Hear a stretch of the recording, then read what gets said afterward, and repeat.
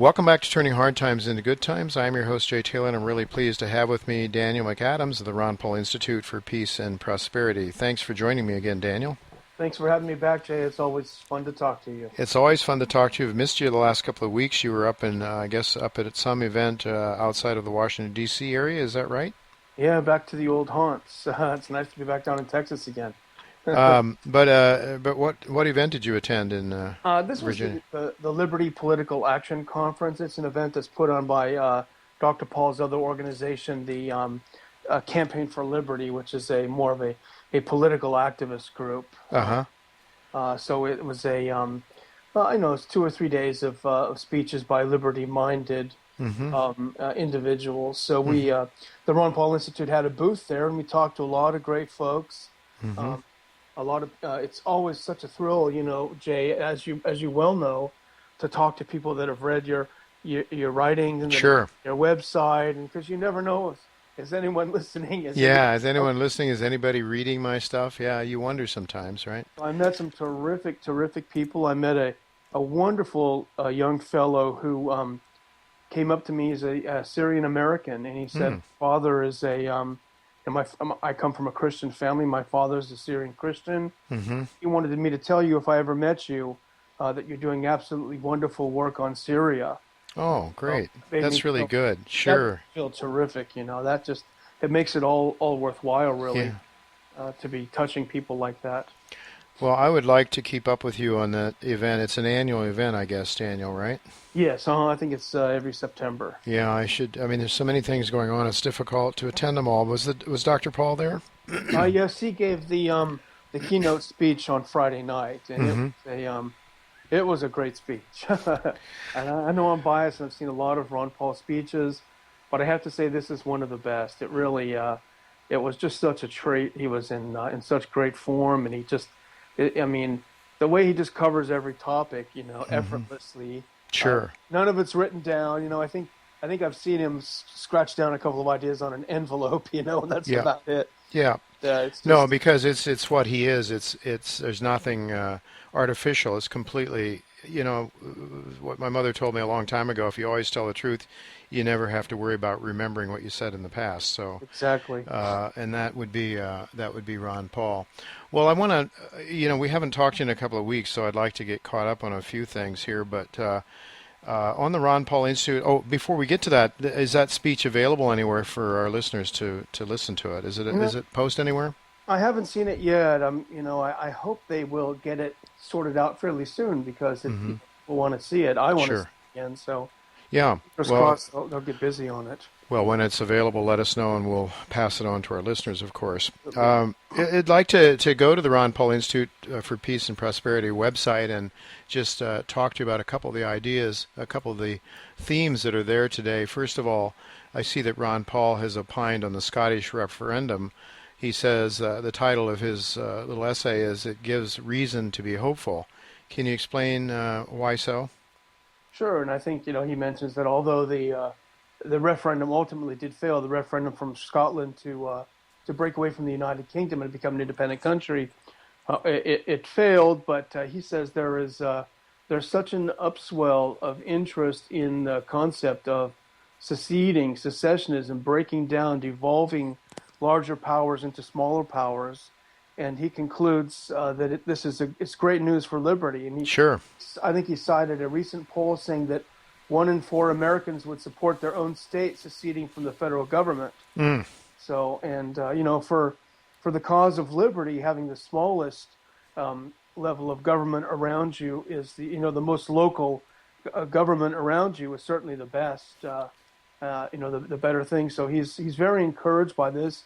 He cited several other referenda that are being scheduled in Europe, for example. We've heard about the Catalans who want to secede from Spain. And so this is all good news, he said, and we should be very happy about it. It doesn't close trade, as a matter of fact. And he makes a great point, I think, which is that sometimes countries that are put together that necessarily should not be put together, if they break up, that will solve a lot of their political problems. Yeah. And they may actually end up trading more. Right, and being more productive. Exactly. It'll be much more prosperous for both. And he holds up Ukraine as an example of a country that why not let it break in two if it wants to? It would be beneficial for all sides. Mm-hmm. So it's Yeah, it certainly would be, because the people are closer to their government. They're freer. They're allowed to. You wouldn't have government intervention and keeping people, thwarting people from being free and being active commercially and otherwise. So absolutely that's the whole idea of the American Republic, was supposed to be a decentralized government with each state having a power, which is largely eroded, of course, with certain interests controlling and dominating.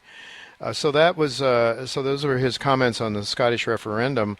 He also there's also I would encourage our listeners to go to the Ron Paul Institute for Peace and Prosperity, ronpaulinstitute.org, to view an interview that he did with RT, and the title of it is "Obama Has Started Immoral and Illegal War in Iraq and Syria." Talk to us a little bit about that. What did Dr. Paul say on RT about that topic?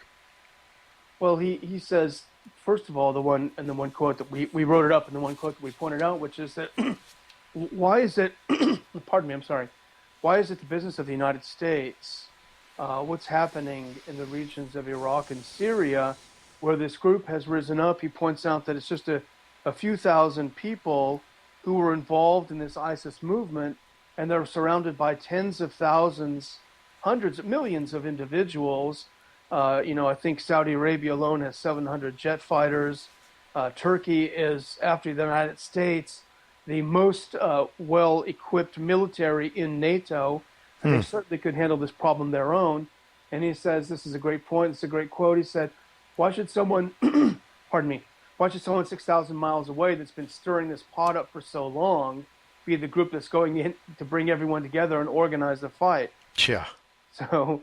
Yeah, he also, I'm sorry, go ahead. No, you go ahead. I'm sorry. I was just going to say, and he also rightly points out that the president has taken the United States into war without a declaration of war, without even a congressional authorization for the use of force, which we all believe is not constitutionally adequate. Nevertheless, it certainly is at least some sort of an indication on the part of Congress.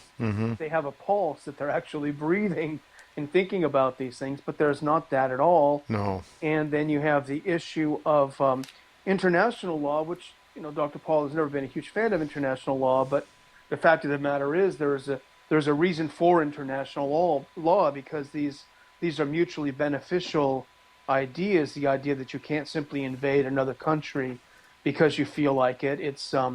It's meant to constrain, but it also protects. Yeah. So this is clearly in violation of international law, no matter how the president's lawyers try to twist it into a pretzel. There's just simply no way you can conclude that this is in keeping with international law to bomb Syria without the permission of the Syrian government. Well, we don't care at all about international law anymore. That became clear under George W., I think. In terms of sort of the Geneva Convention and all that, the way we handle prisoners of war and torture and so forth, we have, at one point in time, I believe, and maybe naively, but I believe that our government did try to be more humane and try to be more, to try to abide by the laws of the international laws, but no more. I mean, it seems to me we have total disdain for the laws, international law, and as you say, Ron Paul's no big fan of it. But nonetheless, do we have is there anything that will hold us back from doing anything? And at the same time, it seems as though we're coloring the other guys as being the bad guys all the time, when we're the righteous ones. Well, I was going to say propaganda. I was going to say the U.S. is concerned with international law when it's protesting a humanitarian convoy entering eastern Ukraine from Russia. Oh yeah, that's right. That's international law, and that's sovereignty. Yeah. So it's funny, the president's speech last week to the UN General Assembly, if anyone wants to really have their jaws drop and maybe get some bruises on their chin, read this speech if you haven't seen it. It's literally days after he started bombing Syria without permission. The president said, we believe that right makes might, that bigger nations should not be able to bully smaller ones. Oh, my goodness. I mean, this is So, literally as bombs are falling on little Syria. and we're not a bigger nation, or what? I mean, Yeah. what's wrong with that statement? I just these people, the elites they're so detached from reality they don't even see the lies. It's Oh, just it's incredible. It's incredible. Well, you had a great article today that you posted at the site, at the Ron Paul Institute site, titled "Obama Invented Fake Threat to Launch War on Syria." Well, that's tell us about that. What's the fake threat? well, this is quite interesting, and I did cite some very excellent work by both Glenn Greenwald and Justin Raimondo about this. This is if you look at this, I think this is a huge scandal. And if we had any kind of real free media in the U.S., a media that actually defended the concept of truth in the face of government lies, they would be on top of this. But this whole issue of this so-called Khorasan group in Syria that the administration had basically invented out of whole cloth as an excuse to start bombing Syria. Remember, we were told for weeks that it was ISIS. ISIS was chopping off heads left and right. Mm-hmm. They were a terrible threat. Lindsey Graham said they're going to kill us all. And that was the pretext. But when it actually came down to starting to drop bombs, just a couple of days before, all of a sudden, out of nowhere, comes this Khorasan group that the administration, White House officials, was leaking information to the media, which dutifully reported that this group is much more terrifying even than ISIS. It's the most terrifying group in the world. And this is the important part. According to a U.S. government unnamed official, they were ready to launch an imminent attack on the U.S. homeland. Mm-hmm. This is what was said before the bombing. They pose, quote, a direct and imminent threat to the United States. Now, part of that's to scare the heck out of us and scare the heck out of people into supporting the war. Sure. But a lot of it, I think, is a legal argument. They realize that bombing Syria is illegal, and they're open to some criticism, particularly as you know, both the UK and France have refused to participate bombing Syria. They recognize that this is an illegal act. So what the Obama administration did is simply invent this threat from the Khorasan group to say that the president is not acting against U.S. and international law, because it is recognized that the president has the authority to use the U.S. armed forces to thwart an imminent attack. And you and I would see that as, the Russian ships are off the coast of New Jersey or New York, and ready to fire. But this was certainly not that. And very interestingly, a couple of days later, they started leaking into the media that, actually, this group wasn't much of a threat after all. This is what Glenn Greenwald wrote. Literally within a matter of days, we went from perhaps they were in their final stage of planning of the attack on CNN reporting to plotting was only aspirational, and there didn't seem to be a concrete plan in the works. So you're seeing what happened. They were trying to cover their rear ends by saying the president had to act on an imminent threat. Wow. It was clearly bogus, completely bogus. And really the president, if there is any such thing as the rule of law in America, the president should stand trial for something like that. Sure. That's why we invented, that's why the Constitution impeachment. Saw impeachment. Yeah. No, we were concerned at one point in time, and I think this also cheapened that process, the whole thing with the whole spectacle with Clinton a number of years ago. Sure. With Monica Lewinsky. I mean, we would go to impeach somebody over something like that, and yet our president can bomb the hell out of anybody, any country, anytime he feels like it, without even a vote in Congress, without even thinking about it, and then make up stories like this to justify it. It's just, I don't know. I don't know, Daniel, what to say. It's just so disheartening to see how our country is behaving now, and how people just don't seem to care. I can't help but believe that if we had a draft right now, there would be serious questions asked. The main thing is that what you do is you run the country into a bankruptcy, and people can't get jobs, so they go to the military, or they do one thing or another, and they just keep their mouths shut because they want to put food on their table. Yeah. And that's part of it, I think. But it's just incredible, and it's not the country that our founding fathers gave us, that's for sure. Well, yeah. And well, you know, sorry. Yeah, go ahead. No. Quick comment. What was really disheartening, Jay, is when all of the hype about ISIS really reached a fever pitch. You know, even on our Facebook page, where there's a pretty lively debate, we had a lot of folks who said, "Yeah, you know, we think non-interventionism is the right way to go, but sometimes you have to intervene, and clearly this is the worst that ever, and we have to do something about it." And the sad thing is, even well-meaning folks who are on our site, who are, I think, quite a bit more savvy than the average person, they can still be taken in by government lies about these things. Sure. And that is really disheartening, you know. And hopefully people have realized that they've been lied to once again, just like 2002 all over again. Yeah, for sure. You know, wondering, Daniel, since we haven't spoken in a couple of weeks, can you give us an update on the Ukraine? Where are things at there now? Sure. Well, there is a very tenuous ceasefire that has, I guess you'd say, holding. I think there were 11 people killed yesterday. What's happening is there's a group of Kiev forces that are holding the airport in Donetsk, and that's within the rebel-held territory. So they are fighting really for control of that airport, but there still is shelling here and there.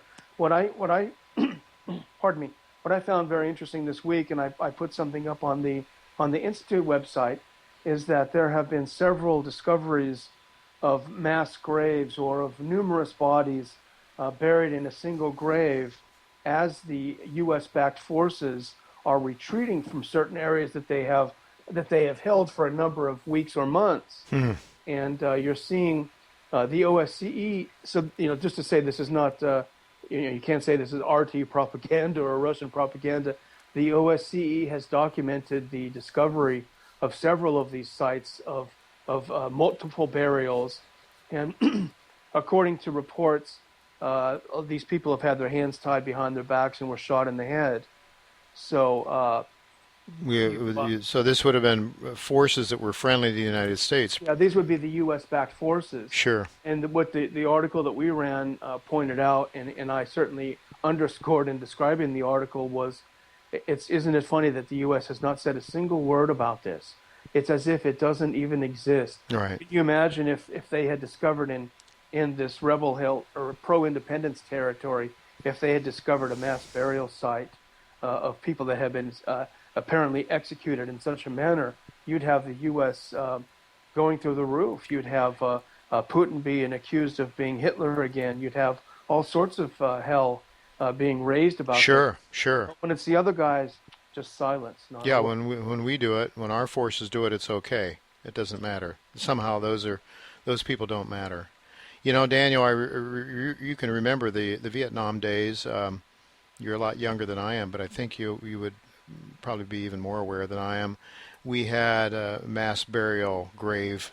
Was it Omai or one of those places in Vietnam? I'm a little foggy now on my memory, but I'm remembering that what a big deal it was here in the United States. Of course, that was a time when there was actually opposition to the war here, when people were speaking out against the war in Vietnam. No more.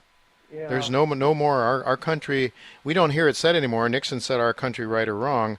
Now people are just saying, well, our country, of course, it's always right. How could we question it? Well, we did. I mean, I think there was some sort of media in opposition to the war back then. And yes. And I mean, I don't want to whine too much, because we do have the internet, which is fantastic. We Sure. have the ability to reach people. That, I mean, if we had the Ron Paul Institute in the days of Vietnam, we would have been, licking postage stamps, and it would have been extremely difficult. We can reach people immediately. So, on one hand, I'm very optimistic that technology has empowered alternative media and alternative voices. However, I think for some reason that's made the mainstream media even more beholden to the U.S. government. It's incredible. I'm often criticized because I do appear on RT, mm-hmm. which is funded directly or indirectly by the Russian government, and they say, well, you're just a propagandist for the Russian regime. Of course, that's untrue because I say what I'm going to say no matter where I am. Sure. But the fact of the matter is, how different is the U.S. media? Well, I was going to say. I was going to say, when I turn on CNBC, you don't hear this side. All the mainstream media, you don't hear what you're saying here. You don't hear anything about any discussion about. It's just all one-sided. It's just completely military-industrial complex, pro-military, pro-U.S., pro-NATO, because we're the good guys and they're the bad guys, and we're going to give people liberty, right? Liberty and justice for all, right? Just like we have here at home. Whether they want it or not. Yeah, whether they want it, or as Hillary says, we want them to have a democracy, but our kind of democracy, meaning that we want our military industrial, our corporations to dominate and control people over there rather than having free markets decide who gets what. Well, it's it's very disconcerting. I want to ask you, though, before I let you go, we're seeing things going on in Hong Kong now. I know that your strength is more in Europe and the Middle East and that part of the world, but do you have thoughts about what might be transpiring in Hong Kong? It seems to me, Daniel, we have fomented unrest. I don't know if it's fomented. I don't know, but maybe there are some legitimate reasons for the people of Hong Kong to be concerned about Chinese, strong-handed Chinese government. I don't doubt that for a moment, but. But we're seeing things that look it just looks like another sort of Arab Spring type of thing. Yeah, I think you're right. As a matter of fact, it's funny you bring it up because I'm trying to write about it today. I think it definitely needs to be covered. That we certainly have seen some indication of U.S. involvement in this, and once again, it's not to say there was no domestic unrest or unhappiness. Of course, there has to be. There is in every one of these countries. Yeah. But there is some indication that this young fellow, Joshua Wong, who is the leader of this, the activist group Scholarism, which is the sort of one of the leading groups, he has had extensive ties with the U.S. consulate there in Hong Kong. He's been involved. Also, the Occupy Central movement, which is another one of the movements that are pushing this in Hong Kong. Has had extensive contacts with the U.S. Officials in Hong Kong. So you do see definitely some fingerprints of the U.S. and actually even of all places the Wall Street Journal blog discusses the U.S. and the ties of these NGOs to the U.S. government, to possibly the CIA, and so. What does this do? Presuming that it's a legitimate movement and the U.S. is just simply trying to co-opt it, well, that certainly will undermine it. If you're unhappy with the way the Chinese government does business, well, you've just given them a great piece of propaganda to say, look, this is not people from Hong Kong doing this. This is U.S. CIA trying to undermine it. So even if you're sympathetic to these sorts of movements. You've got to say the U.S. is really messed up by getting its hands sticky. Well, I just have to keep thinking back, Daniel, to Senator Fulbright and his ideas about when we engage in foreign wars and so forth, that it affects us at home. And the notion, it seems to me, it would be easier for me to accept the notion that we were the good guys and that we were on the side of justice and liberty and all of that if we were conducting our business in that kind of a way here at home. Yeah. But since we're not, since our government is becoming increasingly tyrannical and spying on us and taxing us more and impoverishing us through the printing of money and destroying our country, then, and taking away our liberties, then I think, I'm saying to myself, wait a minute, something's wrong with this picture here. We're preaching, we're trying to tell people that we know how to run their governments when we can't even run our own for the sake of the common folks. That's it. I mean, that's such an excellent point, Jay. That's non-interventionism in a nutshell. Right. The same government that can't get anything right domestically. Right. Some people believe that somehow they can get something right overseas. Right. Countries most lawmakers can't even identify on a map.